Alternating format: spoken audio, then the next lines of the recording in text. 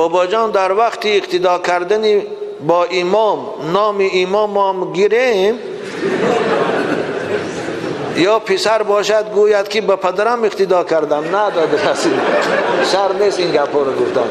همین رو آردم به قبله به جهت کعبه اقتدا کردم به همین امام گو خواه پدر تا خواه تقایی تا خواه همسایه تا شدم میگیرد و این شر نه نام امام گرفتم. چم بچه خوب بدای طالب علم بدای نه طالب علم ها تام الله میشن که خونیجگر میشن تشویش میشن.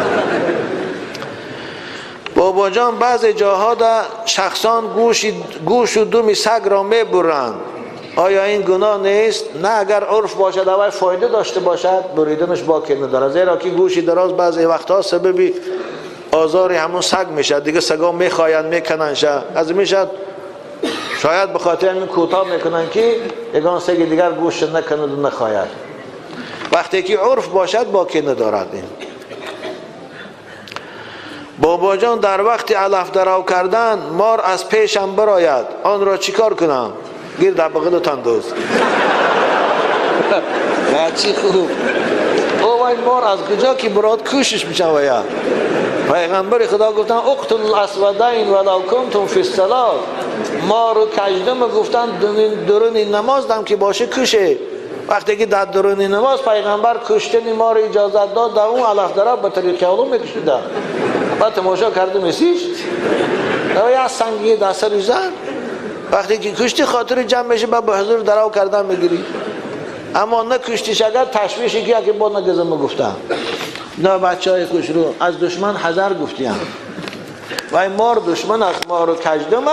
رسول اکرم حتی در این نماز گفتن کشه. من نماز خواندیش تا که یک مار یا کژدمه پیدا شد، در حالا یکم سنگه یگان جای در تار سری دو تزنباره با نماز خواندن گیر کلید نکن نماز تا. خب این بچه خوب بوده، یکم چند این 16 سوال نوشته. این همین وقتی ما رو تاشا هم میگیر غیرین.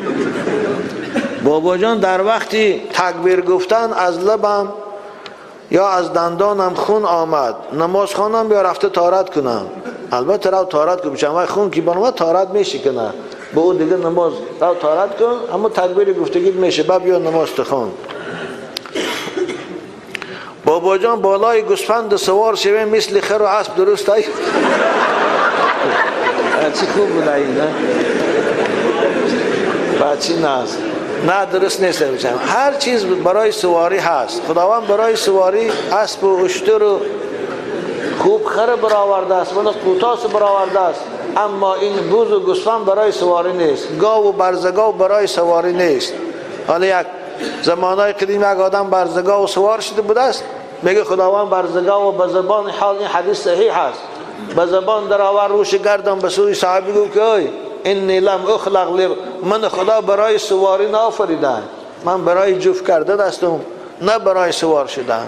از همین سبب اینها رو سوار شدنشان خوب نیست. میچم هر مخلوق خداوند برای یک چیزی آفریده است، یک خدمتی میکنه. دو ریشه درخت به زیر حاجت خانه رفته باشد میوهش حلال است یا نه؟ آره حلال است. ریشه درخت چون به حاجت خانه رفته است یا که از حاجت خانه پیشاب نجاستش آبش میبرد میره درونی پالیز ده پمیدار بادرینگ ده، همون حاصلش درست است یا نه؟ درست است. او هیچ کراهت نداره. که خان گفتن بابا نیتی غسل را نخوانده به همراهی زن آبازی کنی درست است یا نه؟ آره درست است. همین جایی که قطعی زنت آبازی کنی حمام درام بدی هوا خودش نیت حسابه. نیتی غسلی که من در کتاب ها است و فرض عین چارگویی خواندن شر نیست. میچم نویت ان اغتسل غسلا من الجنابه رفعا والحدث است.